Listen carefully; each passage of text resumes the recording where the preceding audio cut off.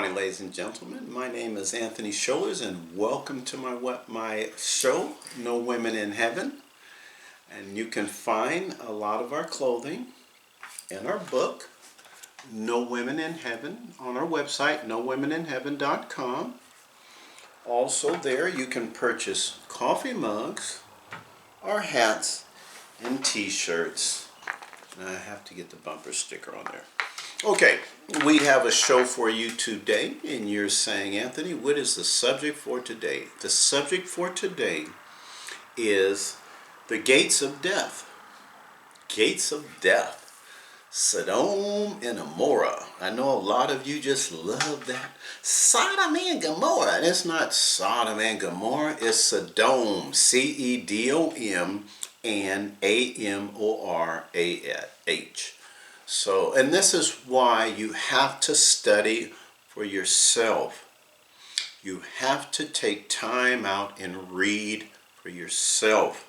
And the reason is, many times you're listening to someone else pronounce something or say something, and it's not necessarily in that manner.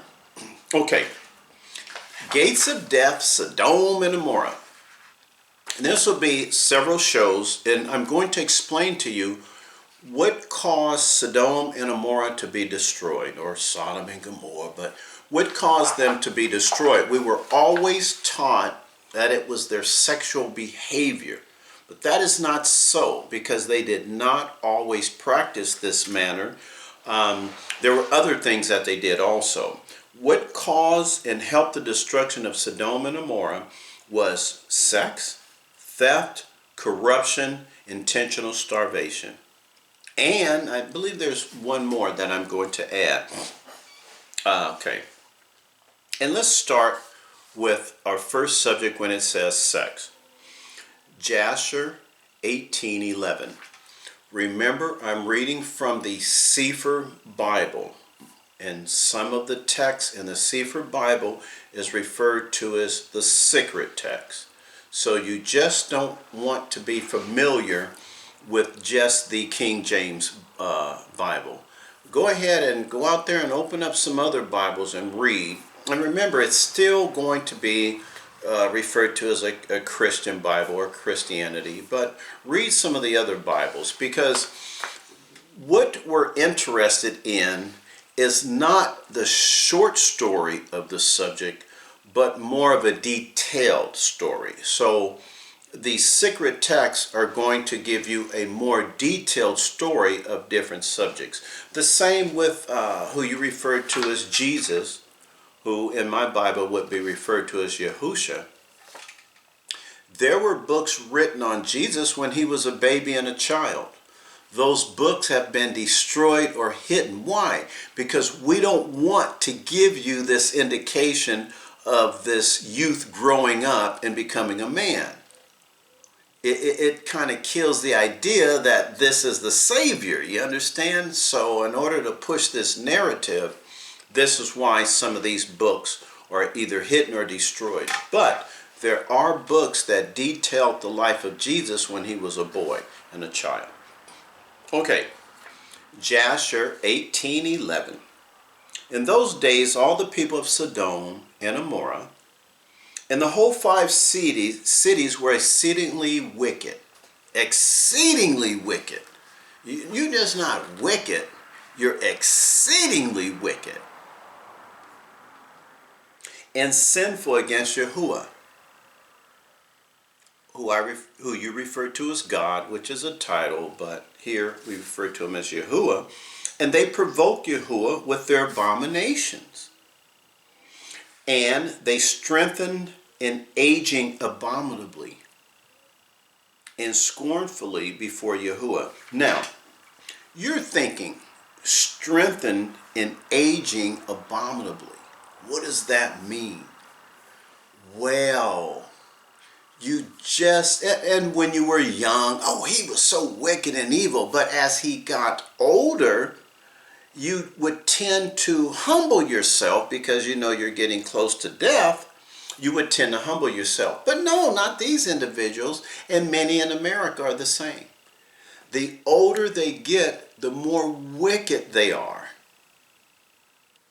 Not humbling yourself and being considered that you're getting close to death. No, you're more wicked. Look at in America, individuals who are billionaires and trillionaires. The older they get, the more wickedness they think of for American citizens. It's not just having money, people, is that's what you don't understand. And we all want to have riches and have that money. But it's more than that to them. These are wicked individuals who have always had money. So now they demand your life. And they're doing that through injections, no food or bad food, no jobs, high crime, drugs pushed on the street by the government, guns put in neighborhoods, coming in on gun trains that would end up in South Central. See, this is aging wickedness. They're not just wicked. It's not enough for them to deny you proper education, good food, clean air. No, they have to be more wicked. Drugs in the community, no jobs, guns in the community, no police protection, high abuse. And then what these wicked individuals do is say, oh, it's these people's fault. This is aging in this wickedness abominably. You're just more, you're sitting home, and as you're getting older, you're thinking how you can destroy someone. Okay, let's continue. And the definition of strengthen and aging abominably, I looked that up, which signifies something that is extremely bad or unpleasant. It conveys a sense of horrible behavior or actions that are detestable. And that's what's happening here. Okay, Jasher 18:13. All the people of Cedom and Amorah went to the valley 4 times a year with their women and children and all their belongings to them. They rejoiced there with timbrelines or tremblings, and dances. So 4 times a year, you're going to a location with your women and your children. And y'all out there with the tambourines and just dancing, all hoochied up. Hoochiness ain't nothing new. Jasher 18:14. And in the time of rejoicing, they would all rise and lay hold of their neighbor's woman, and some the virgin daughters of their neighbors, and enjoy them, and each man saw his woman and daughter in the hands of his neighbor, and did not say a word. What you have to understand is that this ain't nothing new. They're doing this every day in the United States. They call them sex parties. 4 times a year, they went to this valley to have these sex parties. So we were always told that Cedom and Amorah, but remember Cedom, what they call it? Cedom, Cedom or something, but what I'm getting at is, we were always told they were destroyed because of their sexual behavior, but that's not so. They only perform this 4 times a year. So there's more heinous acts that they perform. But one thing it does mention, the virgins went there. And you say, well, what does that mean? Your ministers, your preachers, your priests can only marry a virgin. So if you don't have any virgins in the land, how are your priests, your preachers, and whatever else, who are they marrying? Harlots would have to be. Your sons cannot find virgins. Now, I don't know about you, but how many do not want their sons or their grandsons to be with virgin daughters? Come on. You don't want your son pulling up with a hoochie mama, all turned up, breast and rear end falling out the vehicle. Come on. You have to maintain. So it's important to protect the virgins in the society. It's very important that you want to protect the virgins and save them for marriage. That's nothing to play with. Okay. Now, in order to have destruction in Cedom and Amorah, we have to have what? sex. We need theft. Okay, let's look at theft. Jasher 18:16. When a stranger came into their cities and brought goods which he had purchased with a view to dispose of there. So you've got your collector cart, you're out there with your hamburger stand, you got your hot dog stand up, and you purchase these items so you can sell them in the city. That's your goal. The people of these cities would assemble men, women, and children, young and old, and go to the man and take his goods by force. So you're out there with your hamburger stand, you've got your tacos set up, you got your hot dogs over there, your popcorn, and these fools show up, man, woman, and child, young and old, to just snatch my stuff. They're going to straight out snatch your stuff. It's theft. Okay, let's continue. Take the goods by force, giving a little to each man until there was an end to all the goods of the owner, which he had brought into the land. So what we're going to do is everybody's grabbing something. And then, okay, man, here, you got this. All right, you take this pen, man. Okay, I got the pen. You got the paper, I got the paper. We're giving something to everybody. Okay, but this is somebody else's stuff that we just took. Similar to where you see these groups go into a liquor store or a jewelry store like a mob, and they start taking the owner's stuff. It's the same. It's no different. Come on, folks. United States is primed for destruction. Why? Because what was going on here in Cedom and Amorah, what you call Sodom and Gomorrah, what was going on here is nothing compared to what's going on in the United States. But you can see they're paralleling each other. Okay, let's continue. Jasher 18:17. And if the owner of the goods quarreled with them, saying, what is this work which you've done to me? Then they would approach him one by one, and each would show him the little which they took, and taunt him. I only took this pen. I only took this paper. So wait a minute. We always thought that the destruction of Sodom and Gomorrah, Cedom and Amorah, was because of sexual behavior. No, they only did this 4 times a year. We're starting to find out we've got theft here. And what kind of theft do we have? We call it the mob. The mob runs into the liquor store. The mob goes into the jewelry store. And what do? You start grabbing stuff. Well, it's so many people. What can the owner do? The owner can't do anything. And then the owner says, hey man, what is this? What you doing to me? You hold up that gold ring. Hey man, this is all I got. You flashing that necklace. Dude, this is the only bling I took. Now let's continue.